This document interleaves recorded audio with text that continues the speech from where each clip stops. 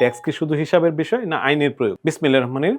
সম্মানিত সুনাগরিক করদাতাবৃন্দ, আসসালামু আলাইকুম। আমরা ল ম্যাটার কথা বলে থাকি বিভিন্ন আইনি প্রসঙ্গে। তবে আমাদের যে পরিকল্পনা তাতে আমরা চিন্তা করছি যে ট্যাক্স আইন একটি ব্যাপক এবং অনেক গুরুত্বপূর্ণ একটি বিষয়। এগুলো নিয়ে আমরা আরো বেশি অনেকগুলো পর্ব করতে চাই এবং কথা বলতে চাই। পরবর্তী সময়ে আমরা অন্যান্য আইন নিয়ে কথা বলব। আজকে একটি বিষয় নিয়ে কথা বলি। আমরা সাধারণের একটি ধারণা, সেটা আপনার স্বাভাবিক, যে ট্যাক্স ল বেসিক্যালি সরকারকে কর দেয়া, এটা একটা ম্যাথ, এটা আর কিছু না। ফর্মটা এরকমভাবে ডিজাইন করা, মনে হচ্ছে ওখানে কিছু ম্যাথমেটিক্যাল ইনপুট দিলেই ফর্মটা হয়ে যায়।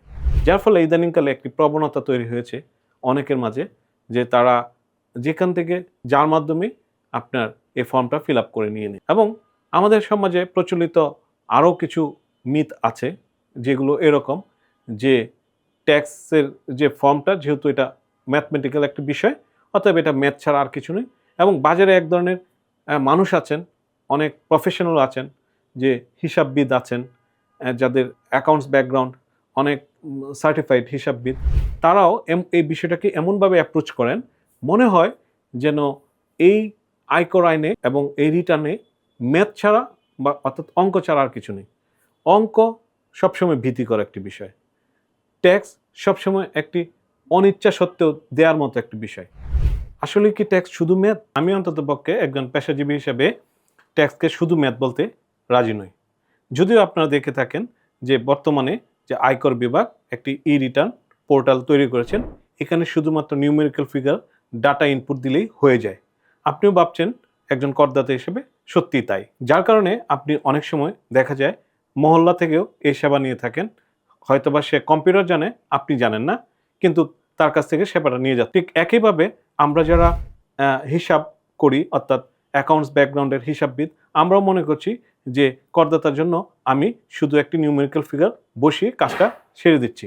বিষয়টা কি সত্যিই তাই? না। যদি তাই হতো, তাহলে আয়কর বিভাগে যারা কর্মচারী কর্মকর্তা আছেন, অর্থাৎ তারা কেউই এরকম ম্যাথ বা অ্যাকাউন্টস ব্যাকগ্রাউন্ডের নয়, তাদেরকে সরকার নিয়োজিত করে বিভিন্ন ব্যাকগ্রাউন্ডের। তাহলে কি শুধু ম্যাথ নির্ভর আয়কর বিভাগ? নো। আয়কর বিভাগ রাজস্ব আহরণের যে প্রক্রিয়াটা, সেটার একটা নিউমেরিক্যাল ফিগারের কনসিডার করা হয়, কিন্তু এখানে বহুবিধ আইনের পূর্ণাঙ্গ প্রয়োগ আছে এবং সেই প্রয়োগটা কে করে থাকেন? আয়কর বিভাগ। তাহলে আপনাকে করদাতা হিসেবে এবং আপনার পেশাজীবী হিসাবে যিনি আপনার কাজটি করবেন, তাকেও এই পূর্ণাঙ্গ আইন সম্পর্কে জানতে হবে। শুধু হিসাব জানবেন বা আপনার সঙ্গে একজন কম্পিউটার জানা লোক হিসেবে ইন্ট্রোডিউস হবেন, অথবা একজন হিসাববিদ হিসেবে ইন্ট্রোডিউস হবেন, এতে কিন্তু আপনি পূর্ণাঙ্গ সেবা নিশ্চিত করতে পারবেন না। উদাহরণস্বরূপ বলা যায় যে আপনি মনে করেন একটি দান গ্রহণ করলেন আপনার বাবার কাছ থেকে, অথবা স্বামী হিসাবে স্ত্রীর কাছ থেকে, অথবা স্ত্রী হিসাবে স্বামীর কাছ থেকে ৫ লক্ষ টাকা। এটা টাকার অঙ্কে ৫ লক্ষ, আপনি যে ই রিটার্ন আছে ওখানে ডাটা ইনপুট দিয়ে দিলেন, হয়ে গেল ম্যাথ, আপনার ট্যাক্স রিটার্নও কমপ্লিট, কিন্তু সমাধান পেয়ে গেলেন। আমি তো মনে করি আইন না জানা থাকলে সমস্যা এখান থেকে শুরু। কেননা আয়কর আইনের যে সর্বশেষ পরিপত্র আছে, অর্থাৎ অর্থ আইন, যেটা অর্থ বিল বলা হয়, সেখানে স্পষ্টত বলা আছে যে এই দান করমুক্ত, কিন্তু শর্ত হলো স্বামী যদি স্ত্রীকে দিয়ে থাকে, তাহলে ওনার করদাতা হিসেবে ওনার ট্যাক্স ফাইলে এই পরিমাণ হোয়াইট মানি থাকতে হবে এবং ওখান থেকে মাইনাস করতে হবে। বিষয়টি কি ম্যাথের সঙ্গে সম্পর্কিত? না, বিষয়টি আইন জানার সাথে সম্পর্কিত।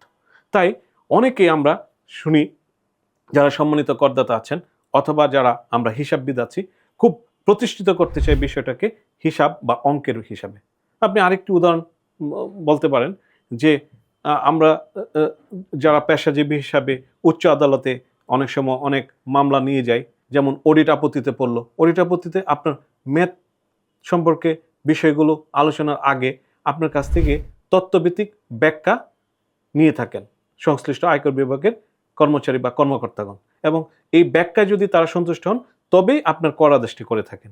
এভাবে আপনার কর আদেশটি কোনো কারণে আপনি যদি মনোমত না হয়, অ্যাগ্রিভড হন, আপিল পর্যায়ে যান, আপিলেও যদি মনমতো না হয়, ট্রাইব্যুনাল পর্যায়ে যান, ট্রাইব্যুনাল যদি মনমতো না হন, তাহলে রেফারেন্স হিসেবে আপনি হাইকোর্টে যেতে হয়।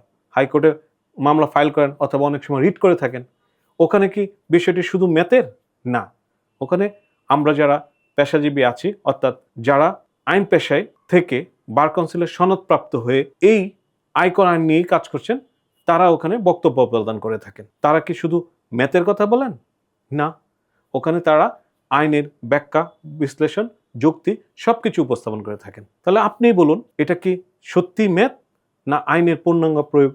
এটা কি সত্যি আপনি শুধু কতগুলো নিউমেরিক্যাল ফিগার ইনপুট দিলেন, সরকারের রোগ চিন্তা করলো যে আমার রাজস্ব আদায় হয়ে গেছে, এতেই সীমাবদ্ধ? বলেও এই বিষয়টি এখানে সংশ্লিষ্ট, একমাত্র সংশ্লিষ্ট নয়, এখানে অবশ্যই আয়কর আইনের পূর্ণাঙ্গ প্রয়োগ, বিধিবিধান সবকিছুই এখানে জড়িত। তাই আমি সম্মানিত করদাতাদের প্রতি আহ্বান জানাবো যে আপনারা যে আইনটাকে ম্যাথ হিসাবে কনসিডার করে খুব সরলীকরণ অথবা জটিল চিন্তা করেন, দুটির একটিও প্রয়োজন নেই। আপনি নিজে আইনটি ভালোভাবে জানবেন, বুঝবেন এবং আপনার নিয়োজিত উপদেষ্টার কাছ থেকে হাজারো রকম প্রশ্ন করে আইনের প্রয়োগ জেনে নেবেন। ম্যাথ নয়, আইনের প্রয়োগ। এবং তবে আপনার আয়কর নথি অবশ্যই ঝুঁকিমুক্ত এবং পূর্ণাঙ্গ আয়কর নথি হিসেবে আয়কর বিভাগে এটি উপস্থাপিত হবে। আমার কথা যদি আপনাদের পছন্দ হয় তাহলে ল ম্যাটার সার্থক। ল ম্যাটার সবসময় আপনাদের পাশে থাকবে। যে কোনো বিষয়ে পরামর্শের জন্য ল ম্যাটারের সঙ্গে যোগাযোগ রাখতে পারেন। ধন্যবাদ সবাইকে। আজকে এই পর্যন্তই। আল্লাহ হাফেজ।